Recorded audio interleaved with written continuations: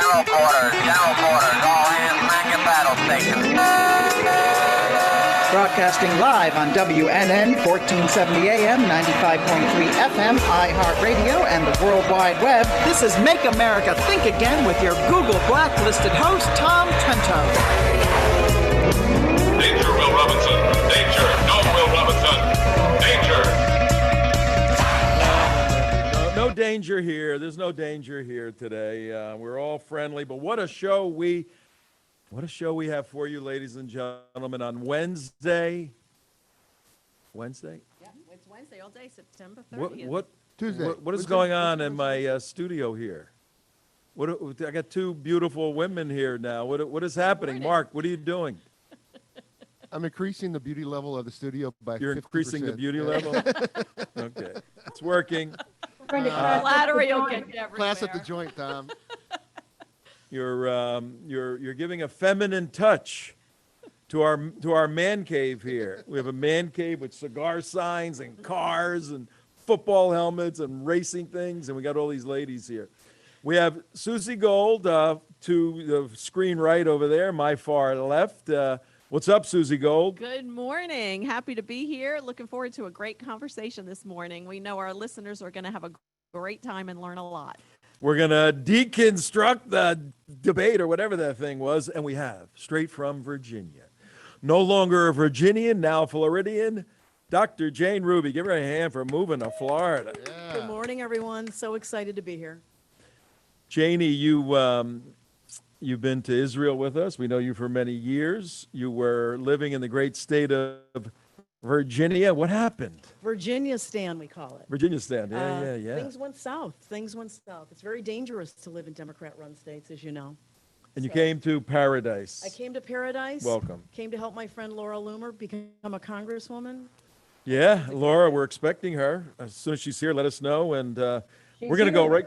She's here? Let's put her right on. It's 9:05 in the morning. Tom Trento, your host, WNN 1470, 95.3, iHeartRadio worldwide. And you can watch us. You're listening. Pull over. Get your computer out. theunitedwest.org.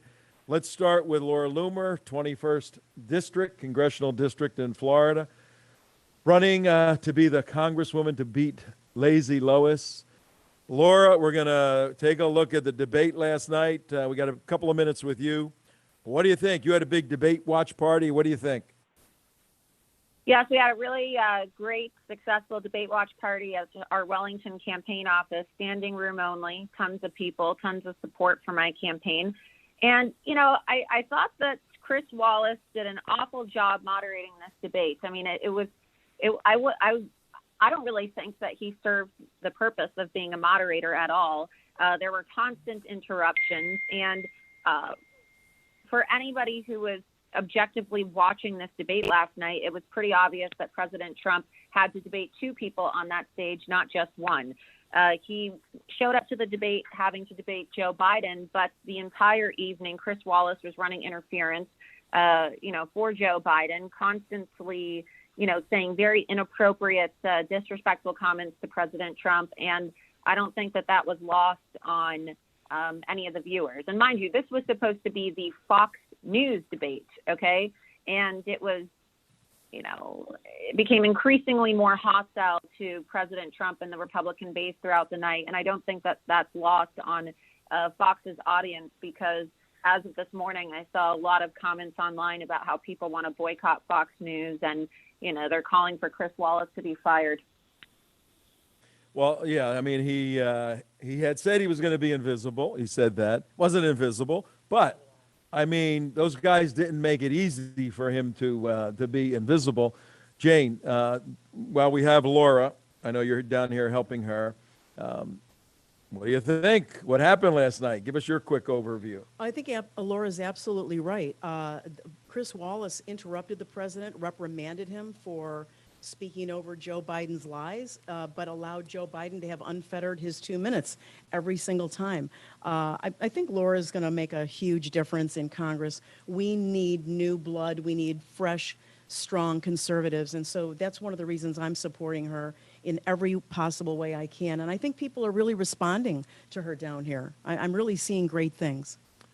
Yeah, Laura, give us an update on your campaign. We're going to spend the rest of the hour after we let Laura go looking at the debate because it was a very, very critical moment in U.S. history. But give us an update on your campaign. How's it going? Is Lazy Lois engaging you? Are you trying, or what's happening? Lazy Lois is doing nothing but sitting on her couch in West Palm Beach, and she's really not running a campaign. She's very entitled, very arrogant, seems to think that people are just going to vote for her. She's sitting on her couch telling people to send in their ballots, but every single day we're out knocking doors. Lois Frankel isn't knocking doors. She doesn't have enough enthusiasm behind her campaign to even get people interested enough to want to knock doors for her. But just yesterday alone, we had sign wavings, we had a watch party. I was able to recruit even more volunteers because every day the enthusiasm for my campaign and for reelecting President Trump grows. And a lot of people are just completely fed up.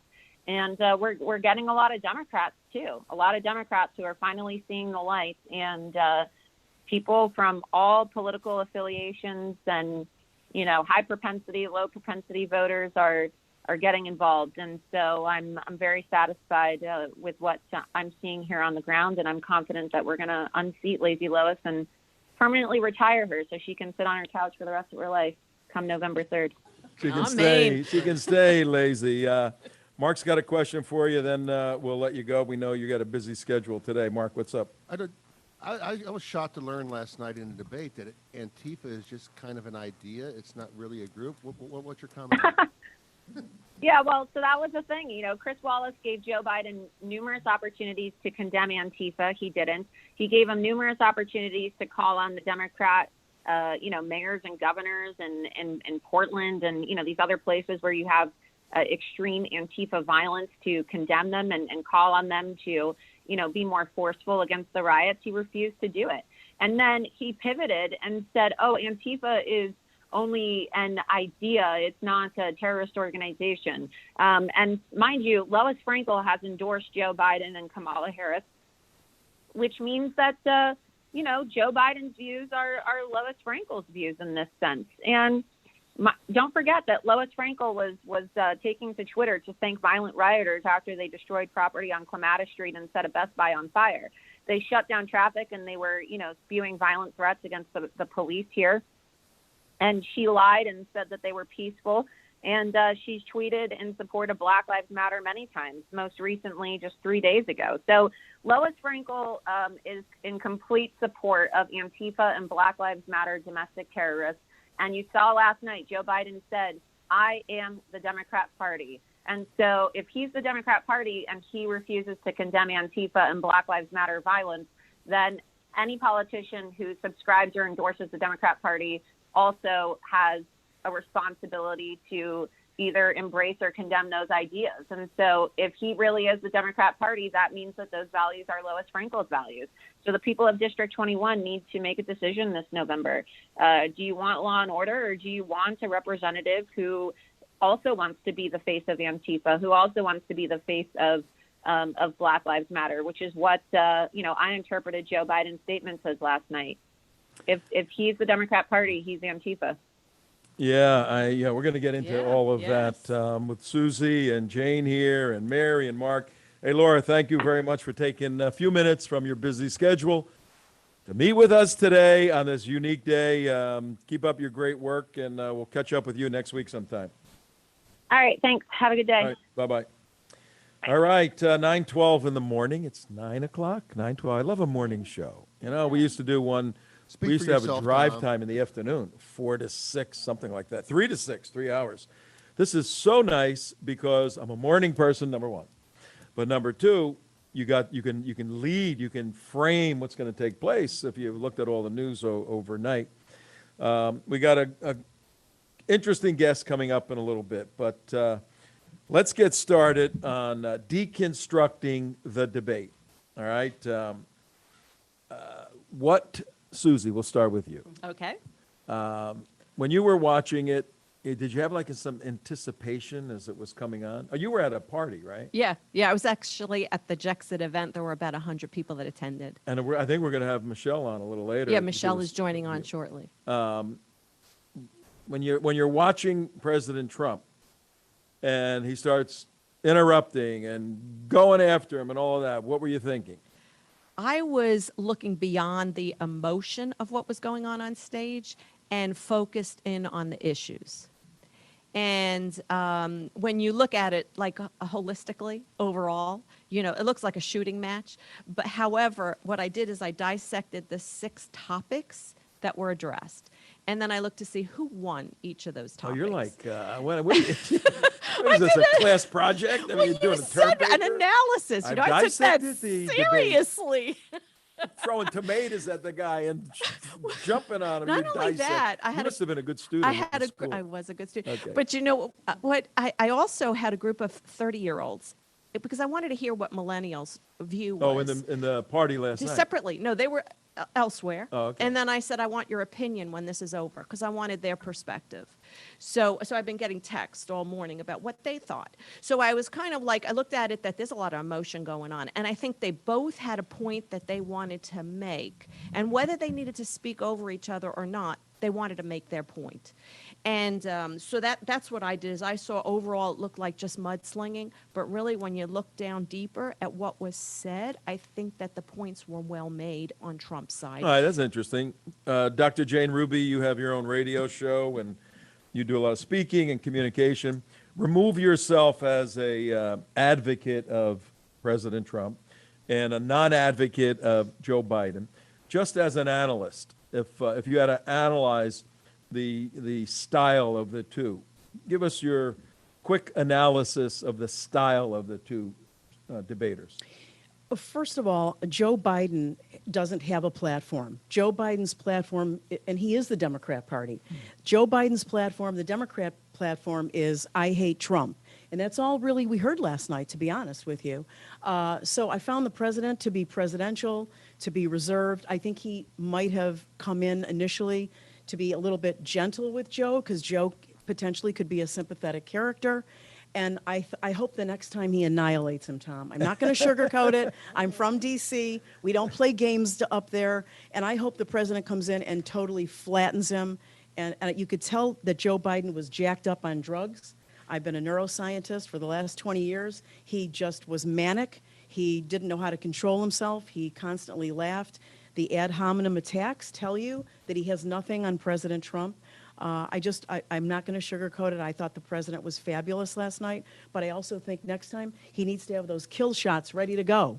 He's got to have on those 6 topics that Susie brought up. He's got to be ready with 2 or 3 kill shots and just nail him next time. He was way too easy on him. Maybe he got bad advice. Well, the preponderance of the criticism, even coming from Republicans. I mean, Chris Christie today and Santorum yesterday on CNN.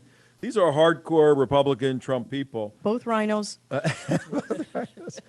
But stylistically, they're going, man, Trump blew an opportunity. He was belligerent. He didn't follow the rules. He didn't respect some of the decorum in a debate. True or false? Can I mean, say, just analytically. Yeah. I don't, the president is not, everybody knows he's not a whiny, complaining guy. But let's face it, Laura's point is well taken, Laura Loomer. President Trump was debating not only Joe Biden and not only Chris Wallace, who, by the way, concocted the questions, but he was also debating Fox News, which I hope you all know by now is not conservative. I wrote an article 2 years ago that saying Fox News is not conservative, and I laid out the proof. You ought to check it out. It's on my website. But it's really sad to see, and it was an ambush as far as I'm concerned. And given that it was an ambush, I thought President Trump did the best he could under the circumstances. That's why I want to see him annihilate. You want to annihilate him, right? We have an annihilator from D.C. here. The Annihilator, 9:17 in the morning. Tom Trento, if you're just joining us on this beautiful Wednesday morning in Florida, WNN 1470. Where else are we? 95.3. We're 96.9. iHeartRadio. iHeart. Also, if you go on theunitedwest.org, you could see the videos that are taped, those that from previous days. That's right. And also current. And if they went on theunitedwest.org, on the top left-hand side, there's a DONAT, Press the donate DONAT. button. There's Yeah. a 6-letter Blue. word. What does that say? Donate? Donate. What does that mean, donate. Susie Gold? What does that What mean? we need you to do, we know that many of you are in your cars right now. And what we need you to do is to remember when you stop your car, when you are able to get to your phone, go on to the unitedwest.org site, click on that blue donate button, and please give generously. That's the only way that we can continue the programming, continue to bring the guests, the fine guests like Dr. Jane Ruby and others that we have on, to make sure that you vote intelligently. And behind my head is MATA. What our intention is to make America think again. We are in a spiritual battle for America. We absolutely are. And a spiritual battle, Jane, you're aware of this. A spiritual battle for America is our branding title for our campaign. And the campaign includes about 20 different organizations, Jexit being one of the key ones. We're mobilizing an additional 1,000,001 evangelical Christians. They most uniquely recognize the policies of the Republican platform as being consistent with Judeo-Christian principles. So this group of people is between 1 and 3-4 million. We have right now 5 million more registered voters in Florida than actually vote. We have about 15 million registered voters. We have another group of about 2 or 3 that are of age to register. Huge voting pool. Only about between 9 and 10 actually vote in a general election. We got 5 million, 80% are Christians. You start doing the math, we want to mobilize 1,000,001 additional, and Trump wins. And after last night, there's a lot of people saying, I can't stand that guy. He's nasty, he's mean, he's belligerent, he doesn't listen. We've been arguing, you don't have to like the guy to like what he stands for. You know, the biblical leaders, the biblical people chosen, some of them were not nice people, but they're standing for the proper principles. So, you know, we gotta get this campaign going, and it takes money to keep it going. That's a really important point. I think what you do is primarily educate people. It's part of what Jexit does. It's all about informing people. And I hope that, we are the media now. We're all the media. And that's why you need to support the United West and these efforts. Otherwise, this stuff goes away. So if we want this kind of information and media and education, please support our friends here. Amen. Amen. 9:21 in the morning. Is our next guest with us yet? Anybody? Anybody out there? Not yet. He's not here yet. Not yet? Okay. Let me know when, because we got a very busy show today. Mary, I want to go to you and Mark. Mark, we'll go to you first. Your quick analysis of the debate. You were at a watch party, Mark, I think with Susie Gold and the Jexit people and United West people, Barry, everybody else. And then I'll weigh in on some issues I think that are very important. Your thoughts, Mark? Well, I took some notes, and I saw put them on the screen. Oh, you got Biden's notes. That's Look right. at I that. got Biden's notes, right? Wow. Orange man bad, It was just, the whole thing was comical. Biden was definitely on some type of medication. He was passing out like halfway through the thing. He looked like he was falling asleep. All right. I thought Trump was, as far as if I looked at it from a moderate, person, I would have said Trump was probably too aggressive on that level. And if I look at it as a fight score, I would have gave it 15-minute rounds. I'd give it 10-9, 10-9, 10-9 Trump. He didn't do a TKO last night, which everybody's expecting. So that Biden gets a little bit more plus points. Yeah, and if Biden was left standing at the end of the night, he's the winner, obviously. He was the winner, according to the left. Mary, your thoughts? Also, everybody on the left, all the news moderators were highly, highly agitated, which means they thought he lost. They thought Trump won. Mm-hmm.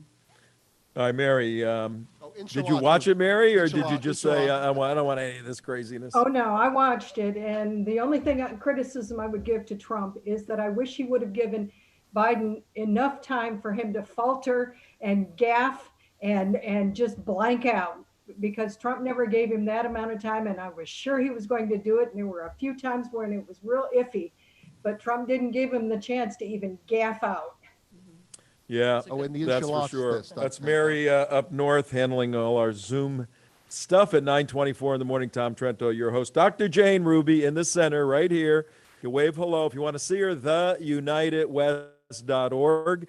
And you can go after the show and go to our website, and the show is posted there. Susie Gold, Susie, you're way over there today. Yeah, You're I'm far over away from here. me today. Yeah. Man. I think we have Michelle back there getting ready. Michelle Terrace, the founder and president of Jexit, Jews Exiting Democrat Party. You ran a debate watch party last night. Your thoughts, Michelle? Hi, everybody. It was a great party last night.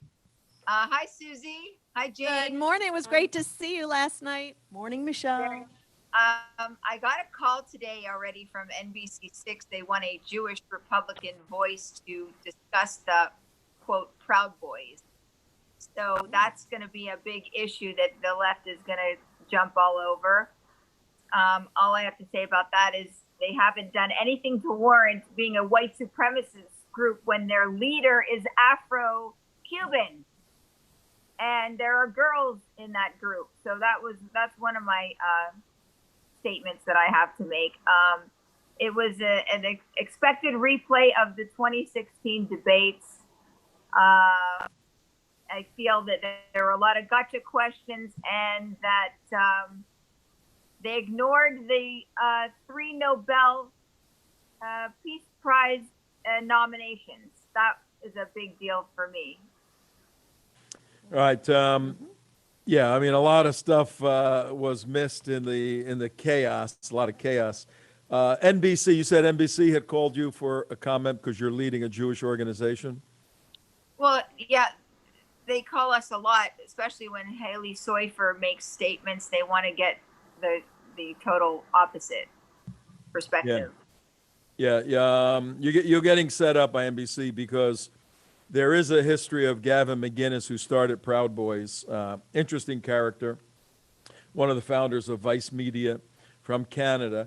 And he put out a lot of inflammatory videos and everything that were anti-Jewish. Part of it is his shtick. He does this, in-your-face stuff. He'll say the Jews are responsible for 20 million deaths and all that, and you go, what are you talking about? And then he points to Stalin or Karl Marx being a Jew. Well, he's a Jew, so the Jews are responsible for that. So he's operating at a different media level, and the media wants to trap you, being a Jewish organization, to say you support his views on Jews killing 20 million people, and you have to know all the detail. So that's just a trap they're trying to get you into with that, like they did with Trump last night. And let's talk about that trap a little bit. Why didn't he say, I'm opposed to white supremacists? Why didn't he say that? Yeah, that's a really good. I was waiting for him to just come out and say it, and I think that he did have several opportunities, even with some of the other topics, that just come out with a punch and just be clear about it. So, and I think what happened was, I think Trump was trying to press other points and turn the conversation around to attack Biden instead of stating his full position, which we know what his position is, and we know that he's against the KKK. We know he's not for white supremacy. So, but what he was trying to do was to turn it around and get Biden. He was moving more to the left, and he was talking about Antifa, and he was talking about how the left is destructive. Yeah, Tom, go ahead. I thought there was a big, huge missed opportunity when Biden was accusing Trump of being a racist toward the Irish Catholics. He just nominated a Catholic justice. I felt that was a huge missed opportunity. Well, yeah, look, and I'll get into it. We need 2 hours for this show, 9:28 in the morning. Tom Trento, your host. There was a tremendous amount of missed opportunities by the president, but specifically, and here's what's going to have to happen today. Poor guy, when he got home last night, he probably had a very difficult night. When he got snookered on the question, and you should never, will you take a vow right now, that sort of thing. I vowed when the dopey Democrats, remember, I vow to give health insurance to all the people in the world if they, find their way illegally into America. And Chris Wallace snookered him into that one. But he said, would you take a position against white supremacy? He said, sure, I would. He said those words. He's already on record condemning white supremacy and all that, both in words and in type. But you're before millions of people, sound bites, and it's playing like crazy. So Trump then said properly, give me a name, because he could have said the United West.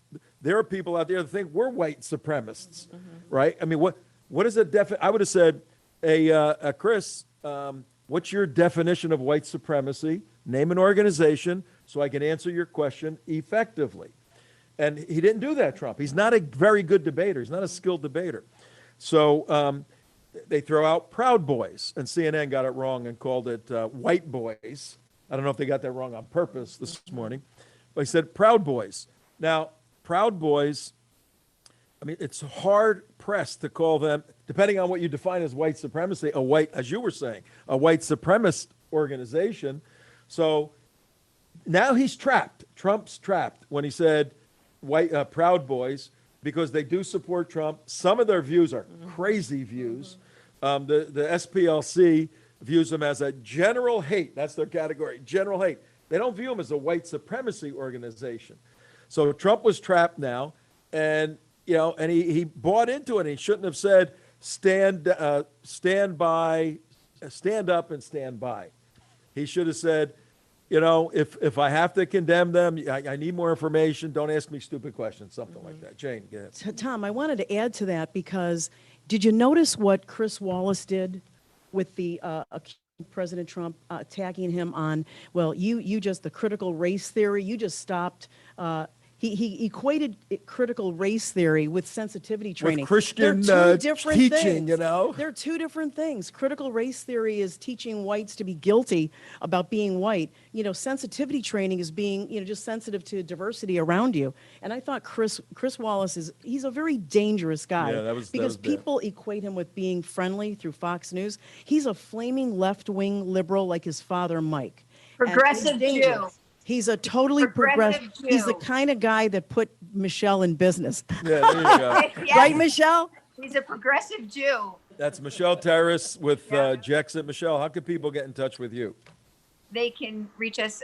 They can look us up on our website, jexitusa.org. Or they can call you, Tom. They can call me, I'm calling you every day. Yeah, I know.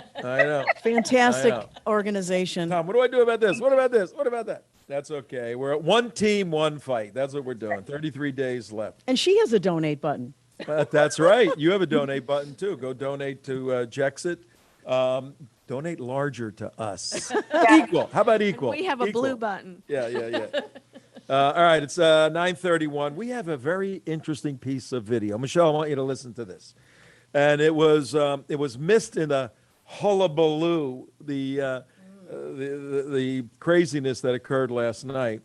But John Guandolo, our dear friend, the head of Understanding the Threat, former FBI agent, he teaches on the Islamic threat. And when Joe Biden spoke at M. Gage's event, they had a Zoom event about a month ago, which was bizarre. He's speaking from his home, endorsing an Islamic jihadi organization, cultural jihadi organization. We're all going, what the heck is that? Well, last night, ladies and gentlemen, get ready for this. It goes by very quickly. 9:33 in the morning, Tom Trento, your host, live. You're listening live to WNN. We're going to play a video. A little hard to hear, but John Guandolo heard it. He copied it. What? He heard it. He copied it. He sent it to us. We have it. We're going to play it. I'm going to ask you ladies if you heard the word, and then we're going to explain what it is, and then we're going to go, what the hell is that all about? All right, Mark, let's hear the video from Joe Biden.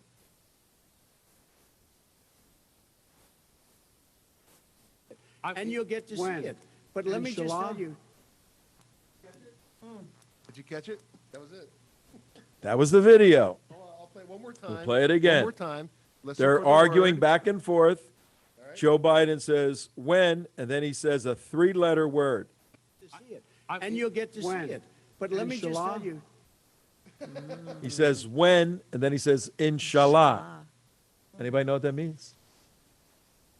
It is the Islamic term for God willing, and it's if you watch the series Fauda, when Israeli soldiers hear someone saying that, they know they're undercover and they're working for Gaza, and it signals his alignment with the radical Islamic movement, the Marxist jihadi marriage in this country. The Democrats have sold their souls to the Marxist jihadi relationship. Did I hit it right? Yeah, Well, you defined it right, but in fairness, and we are fair here, we're very, very fair, because if you're on the side of that which is true, then you never need to worry about follow-up questions.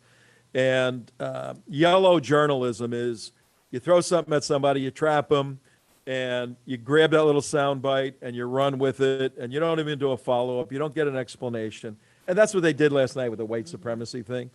All they need to do today is say, can you clarify what you were talking about? We need you on the record. What is your position? But they ran with all this because they hate Trump. Well, in the same way, we gotta ask Joe Biden, why are you speaking Arabic, an Arabic term? And I think there's a little more to that video, isn't there? There's another. it's on the back end, but that's the Yeah, key there's takeaway. well, if you put that in context with this word, then really the alert signs go up. Play the rest of that video. He's speaking to MGAGE, G-M-G-A-G-E, a political action group for Muslims. And here's what he's saying about teaching Islam in public schools.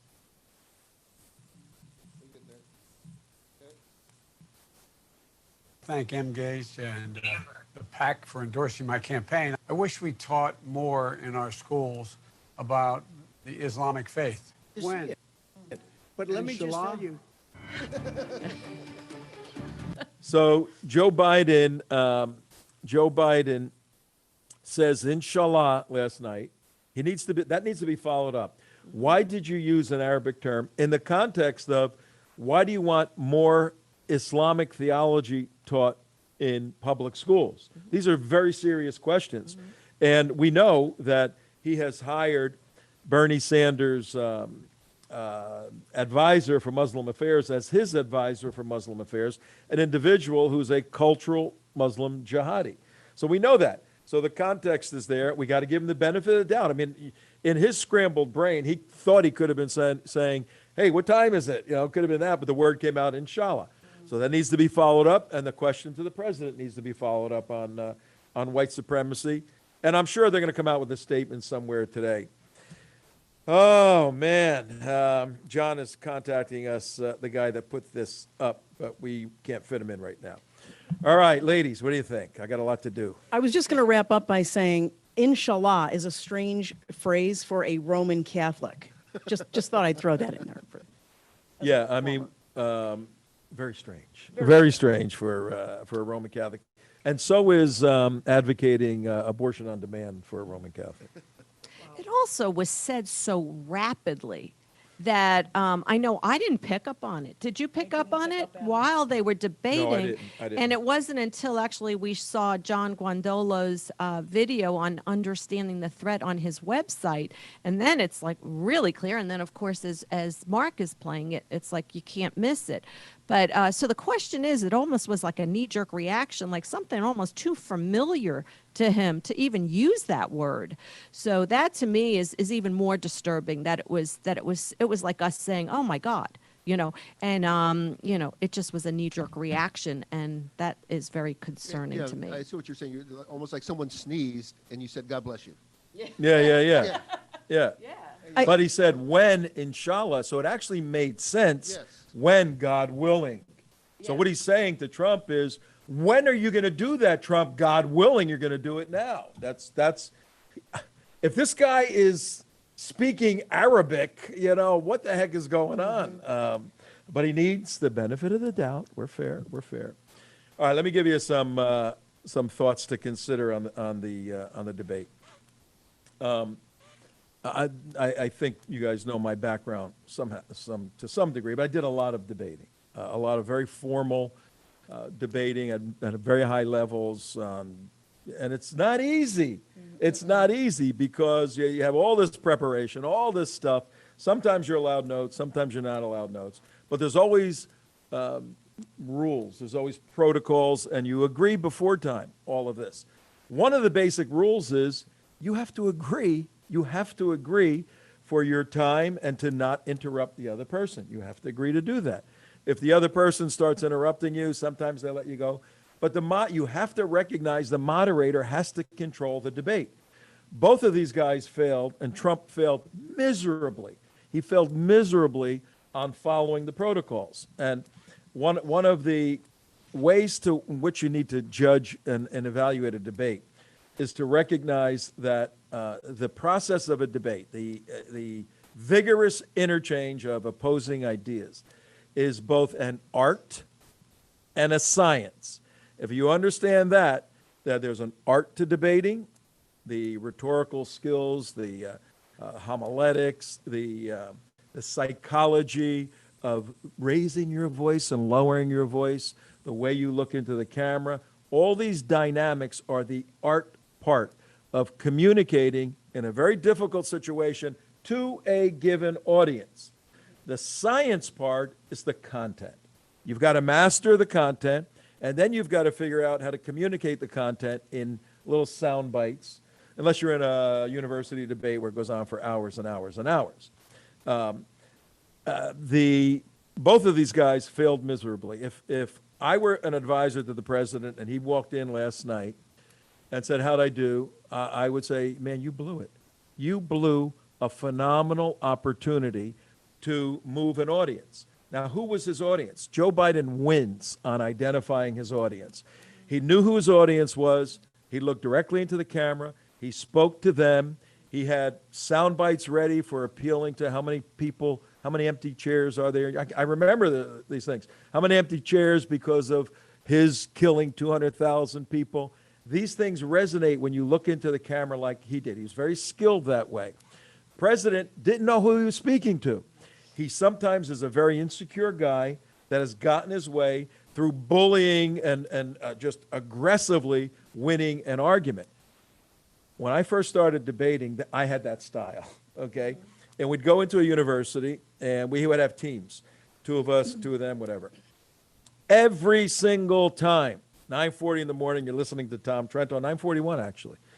And we're deconstructing the debate.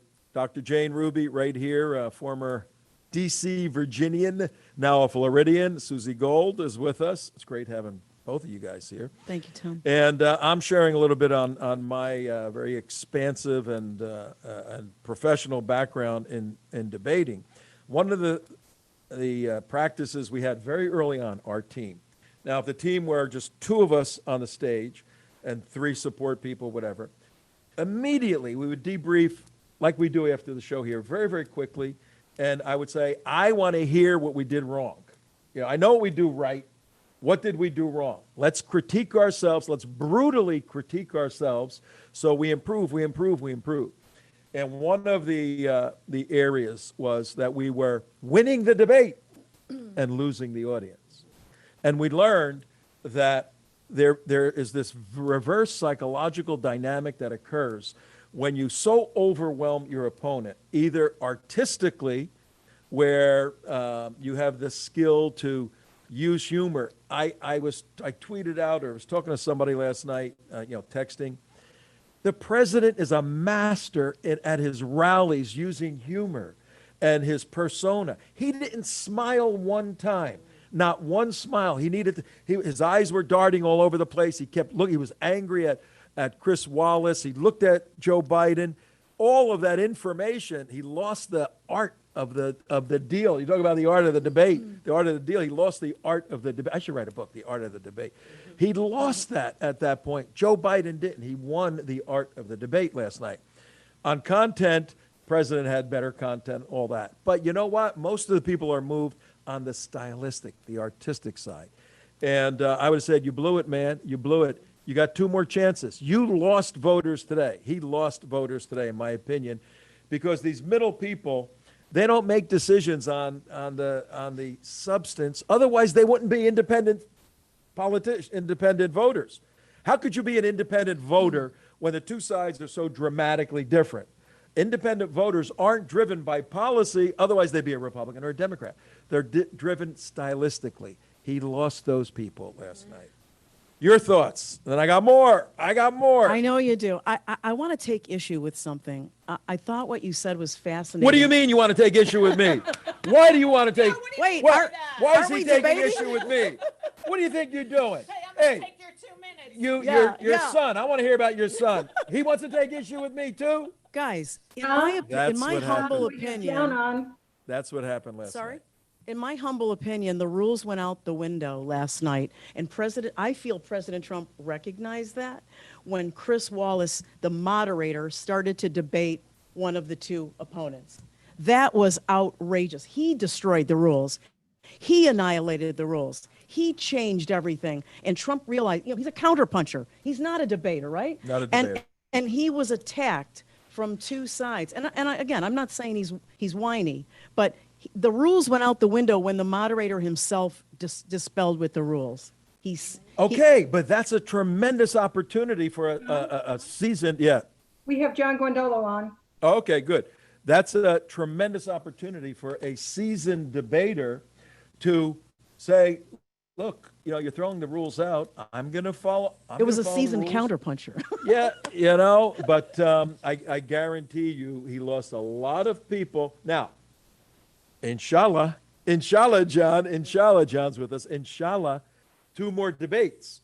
I hope they happen. He needs to regroup. He needs to go in rally mode, humorous, smiling, standing there, confident. What happens when now he knows what he believes, and that's why I support him. He believes in the country. He believes in morality. He believes in the right stuff. He doesn't. He's not a deep thinker, the president. He doesn't know why he believes what he believes to the degree that gives you the confidence of a Christian with 4 aces. He doesn't have that. When you have that confidence, you could stand there and take whatever, and you know how to handle it. He's not there. Is he going to change at this stage of the game? He better do something fast. Inshallah. John Guandolo, are you with us? Tom Trento. How the heck did you hear inshallah in that debate? None of us heard it. Unbelievable. But you sent us the video and we just played it. What's going on? Hey, baby, I got bad ears, I guess. I don't know. But I think it's fascinating. It would be in a normal world where we didn't live in the Twilight Zone, it would be stunning, except when you remember that Mr. Biden, his, quote, National Islamic Advisor, Farouk Mitha, who, by the way, was also Mrs. Clinton's National Islamic Advisor, and I have my fingers up in air quotes, whatever the heck that means. But what it means is, Hamas owns him. Farouk Mitha is a Hamas operative from the Hamas organization Engage, created by a former care director from Florida, by the way. But Engage is not only endorsed him, he spoke at their quote national online conference, but it's their big conference to get Muslims out to vote for Joe Biden.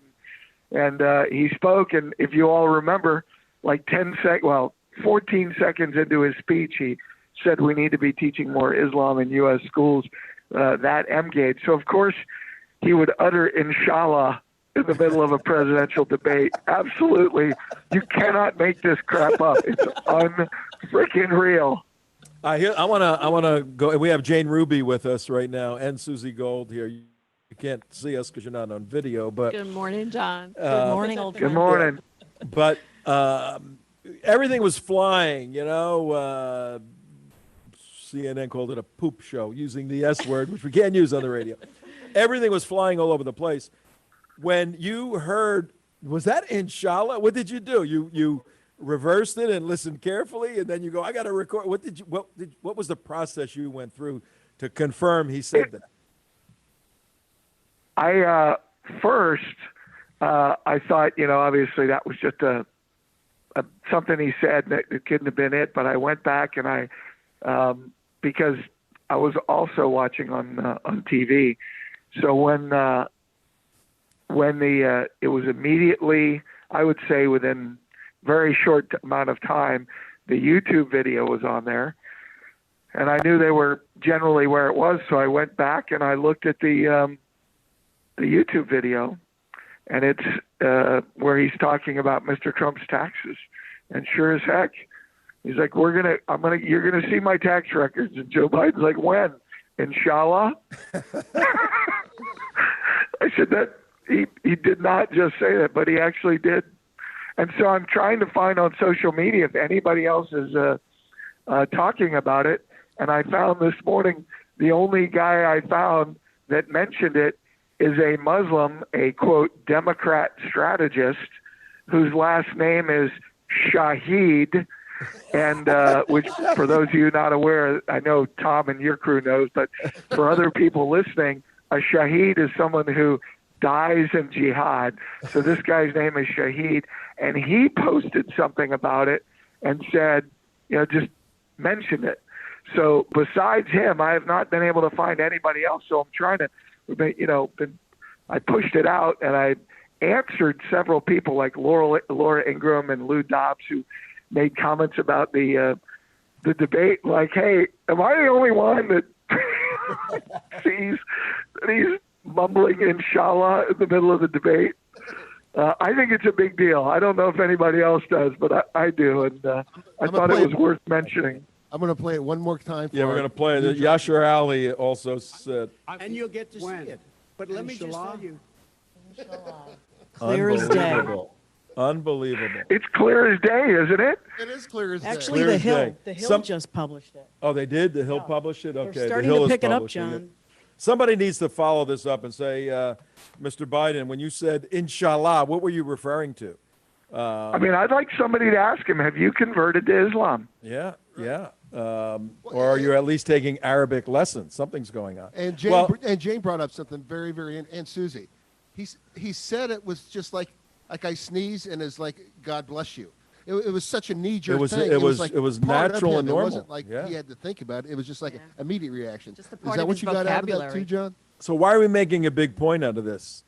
Because it's a big Big point. point. That's Big why point. he's being Right. co-opted So- by the red-green. John, give us, we got about a minute with you. Give us a quick overview. You are running, you found it, Understanding the Threat of Islamic Jihad, the red-green alliance, and how have they just grabbed Joe Biden in their clutches? Well, I think the fact that he's a National Islamic Advisor, Farouk Mitha, is an M-Gauge operative. He's on the board and worked for Mrs. Clinton, and that's a Hamas organization. So I would start there, but he is a mess. I really liken Joe Biden to John Brennan because John Brennan, here's a guy who's a communist and said the Shahada when he was a station chief in CIA. And the thing I think from an investigative standpoint that the two have in common is they don't seem to have any rudder. And so they are susceptible to these kinds of hostile ideologies like Islam and communism. And the fact that this guy is the Democrat candidate for America, just like John Brennan, I said, and you and we were the ones who broke the story about John Brennan. And it's the same thing. It's not merely that Brennan converted to Islam. It's not merely that Joe Biden uttered inshallah. It's what Mark just said, is it flowed right off his tongue. It was very easy, as if that's part of his thing, which shows these ideologies, that ideology is embedded in who he is, and that makes it dangerous because it means he is not dedicated to what we're all about, which is the Constitution, the rule of law, and our founding principles. Yeah. Wow. John, thanks. It was 2013, I believe, 7 years ago when we were doing this radio show, and John comes out with evidence that John Brennan converted to Islam, said the Shahada, which is basically screw everything else. I'm a Muslim now, in their own way. Yeah, they have to It's say. like Beetlejuice 3 times. They got to. What is it, Mark? Beetlejuice. There is no God but Allah, and Muhammad is his messenger. They say that Beetlejuice 3 times, and they're a Muslim, So Joe, we need to follow up. We got to push that. Hey, John, we got to let you go. We're almost at the end of the show. Thanks. Good work, Thank you. man. Your investigative ears are still working. Yeah. John Guandolo, ladies and gentlemen. He's got those FBI ears, full-blooded Italian ears. Yeah, man. See you later. All right. See you, friends. All right. Look, we need money because we can have a second hour and a third hour. And fourth hour, we do a whole show.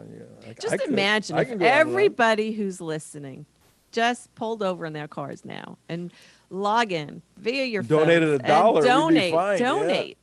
Donate whatever your heart says that you should donate, because that's what's going to keep us on the air. And I have to tell you that now we are at the point where we are only 33 days away to the election. We have a lot of work to do. Imagine what we could do with continuing with this radio station, along with iHeart, along with being online and with our videos, and then putting up some billboards. Imagine that, how many people that we could reach so that we can educate them just as you're being educated. So please log into theunitedwest.org. Click on the donate button. It's blue, and click on it, and please give what your heart says that you should give. Hey, Mark, we have time for thank you, Susie, for the Alan Bergstein piece. We'll close the show on that because it came up last night when Trump said to Biden, "Your policies are going to ruin the suburbs," and Biden had a little comeback line. He said, "You'd have to make a wrong turn to find the suburbs." Those are taught, he puts them in his head. He remembered. There is something going on though, because they noticed a wire. There's video now where he's adjusting under his shirt and a wire comes out. That's what that was. I remember he's scratching. I knew or it. something. There was a wire. Now some people are saying they had a lav on them, a lavalier as a backup. But I mean, that could be figured out. Here is, we're going to end the show with this. This is Alan Bergstein, a Jewish activist, has alerted people in Florida to the Biden and Harris administration changing the suburbs. Check out this. Now, an important message. We all moved down from up north to escape the crime, congestion, and tumult of the big cities. We reside in a suburban Florida paradise. Over 55 communities, enjoying relationships with our friends and neighbors. We mingle with fellow seniors and share common stories of our childhoods and backgrounds. We're happy, but a Biden win will change all that. Back in 2015, Biden and Obama concocted and set into play the 13% racial integration solution that would destroy our suburbs from the top down. Known as affirmatively furthering fair housing, these rules would have legislated our over 55 as discriminatory, rezoned our areas to permit high-rise, high-occupancy, low-income residences, and turned our Eden-like neighborhoods into the likes of Portland, Seattle, Chicago, and New York City. President Trump and his HUD chair, Ben Carson, recently killed this legislation, but a Biden win will guarantee its resurrection to destroy our communities, to safeguard your lifetime investments, and to ensure your continued senior lifestyle. Vote to keep President Trump in the White House for another 4 years. And on that note, ladies, thank you, Jane, for being our special guest today. We will have you back, definitely. Thank you, Tom. My pleasure. Susie, great show tomorrow, right, on Thursday? Great show tomorrow lined up. We have Morgan Zegers coming. She's the founder of the Young Americans Against Socialism. She's a 20-something-year-old who is like an expert on why millennials should not be messing with socialism. Hey, thanks, everybody. Mary, Mark, we'll all see you tomorrow. We're out of here, and we'll see you tomorrow. Inshallah.